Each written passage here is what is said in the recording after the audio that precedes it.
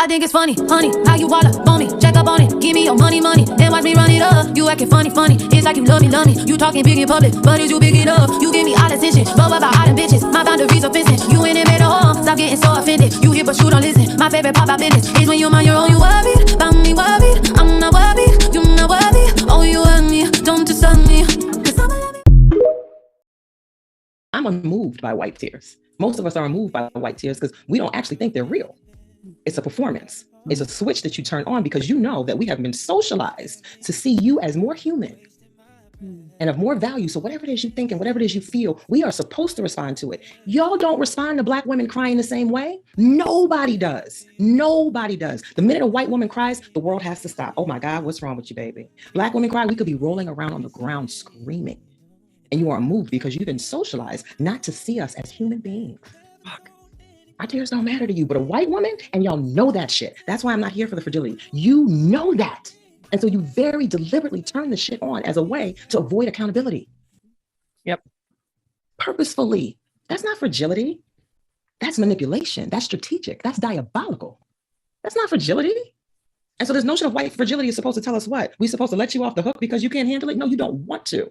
And every time we hold your feet to the fire, all of a sudden, oh my God, I'm so sorry. I didn't know. You didn't have to know. And now that I'm trying to make you know, you want to cry so we can end the conversation.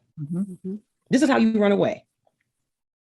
So how do I hold you accountable if you're all up in your feelings? How come I don't get to be on my feelings? I'm sitting here telling you about generations of your people, your ancestors killing mine.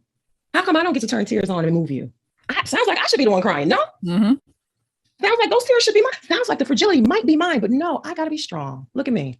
I gotta sit here and this is the thing that really pisses me off. In your tears, you now expect me to hold your hand and rub your back and make you feel better because you're crying. Again, you're centered. Your experiences are more important than mine. That shit is diabolical. I'm not here for it.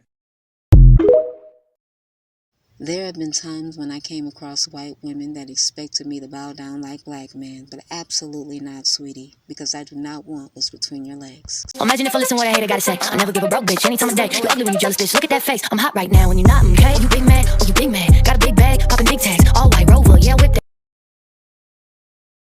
What's going on, everyone? This is Star. Welcome to the channel. Happy Friday. I hope your week went well, but let's get into the topics. Today we're going to talk about the preference. Is the preference waking up to the bullshit? And why are men so obsessed with Black women? I've done a video on this before. We're going to revisit the topic. But first, we're going to talk about Sprinkle Shira 7. First of all, you TikTokers are late to the party. Actually, I'm late to the party as well. I discovered Shira 3-4 years ago, but she's been on YouTube for 10 years. Some women are saying Shira advice is dangerous, but let's be honest. Some Black women are already in a dangerous position with the men that they're dating. They're dating men that are abusing them. They're dating men that have them in communities where the schools are run down, the communities run down, the crackheads are on the corner. The kids are getting chased home by the crackheads. It's a lot going on. Why not try a different route of dating? I'm not saying you need to sit and listen to Shira 7 and agree with every single little thing, but you can get something out of it. Because if you're sitting back waiting on that guy to change, he's not changing. If anybody should be scared of Shira's advice, it should be the Black men, because white women are really gravitating to Shira 7. And I think it's because Shira is reiterating what their mothers have already told them. So now they feel they can live out loud. Now they screaming all over TikTok that men got to pay like they weigh and that they all about the money. Go check it out if you haven't seen it. Okay, let's move on to the main topic of the evening, and that is the preference waking up?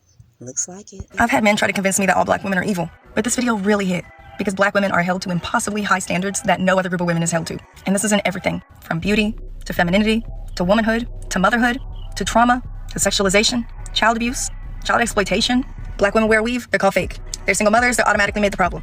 They stand up for themselves, they got an attitude. They don't tolerate abuse, they're not submissive. And that's why Black men leave, that's why they date out or whatever. Black girls are preyed upon by grown men, they're called fast. At every single turn, Black women are held responsible for the things that society and men are doing to them. Things that not a single other group of women is being held accountable for. Nobody would ever dare call a little white girl fast for being essayed. Nobody would dare call white women fake for straightening their hair. The preference has to pay attention because if they lay down and have a baby girl, they're going to be held to those same standards. Everyone knows that black women are held at a different standard. I heard a white woman say that black men don't care about how much you weigh. And we all know that's a goddamn lie. Black and white men very much care about how much you weigh, especially if they're out here working hard getting to the bag. It is no secret that we live in a shallow world. I knew a black man who would always say he hated black women and that he was only interested in white women, so he married a white woman. And his marriage was going blissful for about a year and a half, and then she stopped having sex with him. But that's not the worst part.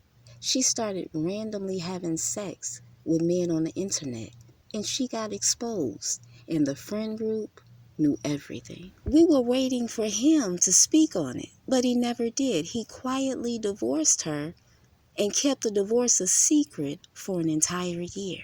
He was too embarrassed to speak because he done so much bragging on white women. It's so easy to set up a black man. All you have to do is put a white woman in the room.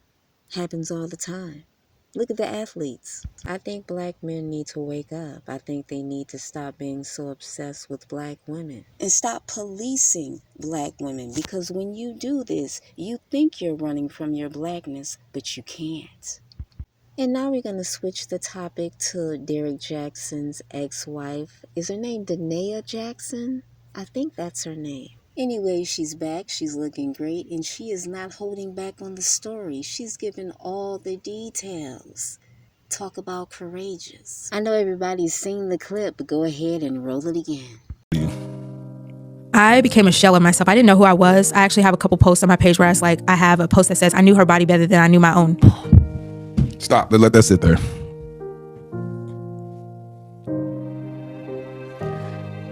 You said you knew another woman's body better than you knew your own. Yes, several women. I knew several other women's bodies better than I knew my own. And I spent a lot of time, like I went in such a deep hole where I was like studying these women. I would go to their profiles and I would study their pages and like what they wear. I knew when they had met up. So I watched their videos of them having sex. So I would try to imitate that and recreate that in our relationships so that he could choose me and want me.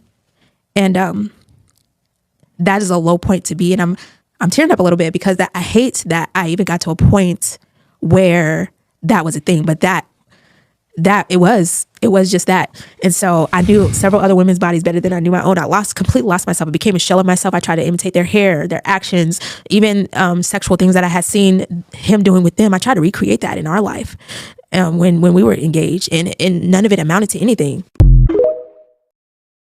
Hold on. So she's watching a sex tape of her husband with other women. She's trying to recreate it. She's learning the women's bodies. She's trying to become these women. I have never heard anything like this in my life. She loved him more than she loved herself, and he became disgusted by it. He fully checked out of the marriage, which forced her to leave him. Right? Men don't value women that don't have love for self, that is looking for the man for love. It's your job to have love for self. I remember I was in a relationship and a man got mad at me because I was always in the gym. I was at the gym 4 or 5 times a week, and he didn't like that. He was like, you got a man, what you need the gym for? You don't need to go to the gym. I told him my health was a priority, and he made me choose, so I chose myself.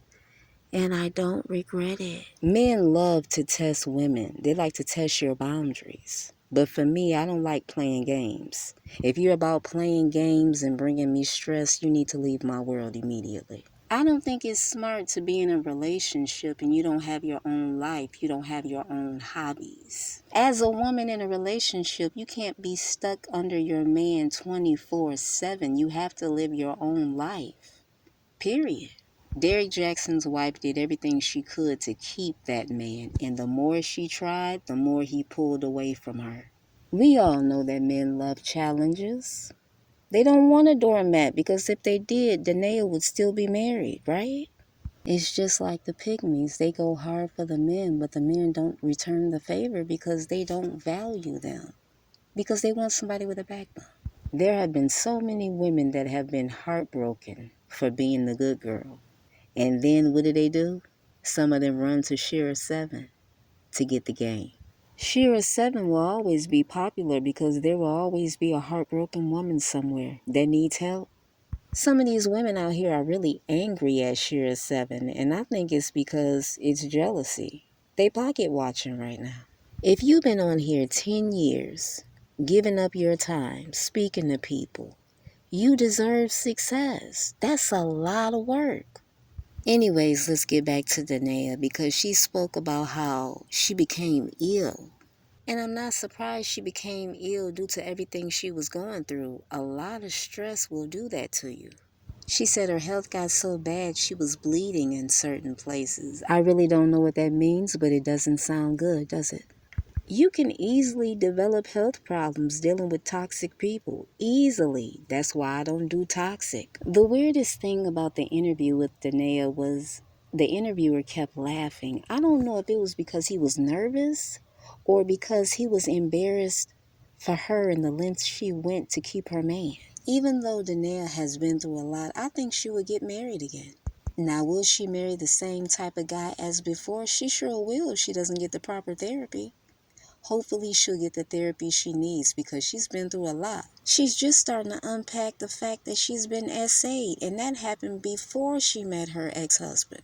As far as Derek Jackson, I think he too is going to get married in the future. Who is he going to marry? I don't know. It might be a stripper. It might be the super bad girl. It might be the freak of the week, the freak of the month, whatever it is. He's not going to care what we think. Derek Jackson is done putting up a front as far as the women he chooses. But it is hilarious that he's doing videos still about how to spot a cheater and how to know when your man is checking out. But then again, he is the expert in that, right? Now that the marriage is done, maybe it's time for him to do his own interview. I think that would be good. Enough about that. Let's talk about Tyrese, because I saw a clip of him saying that his ex-wife is the best actor he's ever seen. And he says he can't believe that she was with him for just the money. Really? You're a movie star. We need to bow our heads and pray for Tyrese. I'm Star. Thank you so much for coming to the channel. Good night.